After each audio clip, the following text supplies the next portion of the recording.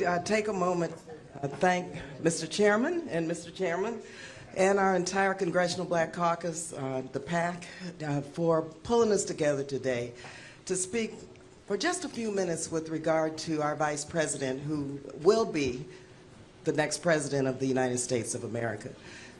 You know, and in listening to our members, let me just first associate myself with everything that was said, but also just add a couple of things, and I'm reminded of the scriptures, the book of Queen Esther.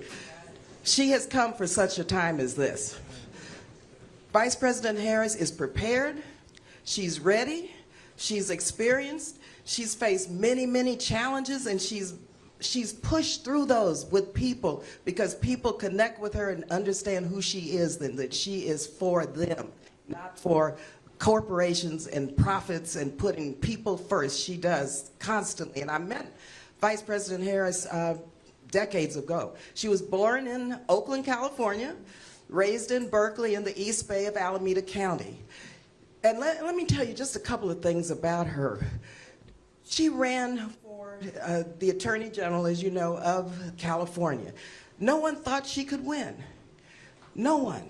Someone said, do you think you're going to elect a black woman as the top cop in California? I said, yes, we do. She won. But she won because people circled the wagons and voted for her because they knew her experience and her brilliance, and she was the best candidate. When she ran for the United States Senate, there were those who didn't believe she could win. And she said, watch me. And as Dr. Maya Angelou said, in spite of all the challenges, and still we rise, and she won. I was there with her when she announced her candidacy for the United States presidency in Oakland, California.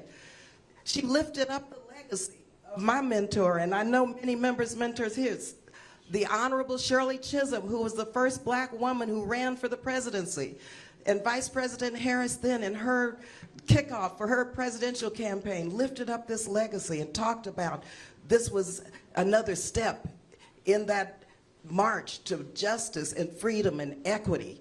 And finally, I'll just say that we have to, and I'm glad that the CBC is so happy to be here, because lifting up President Biden with a sense of gratitude and thankfulness is extremely important during this period, because he put country over self. His history has been one, and my sister here knows, it's been transformational in terms of equity and in terms of justice and in terms of ensuring that African Americans and people of color and people who did not have a seat at the table have one.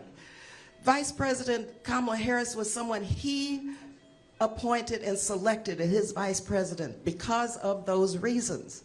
Because of those reasons. And so coming from Oakland, California, and Berkeley, and the East Bay, and Alameda County, where we know her well, we know that she brings people together. We have a very diverse constituency in California. She cares about everyone. She's a leader. I was with her, many of us were there in Florida, talking about reproductive freedom in Florida. Thousands of people welcomed her. And so she will bring this country together.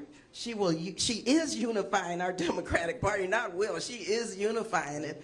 And we're gonna march on to victory, and we're gonna connect with voters, because it's gonna be the people and the voters of the United States of America who are gonna make sure that the scriptures are gonna be fulfilled, that she has come truly for such a time as this. Thank you again.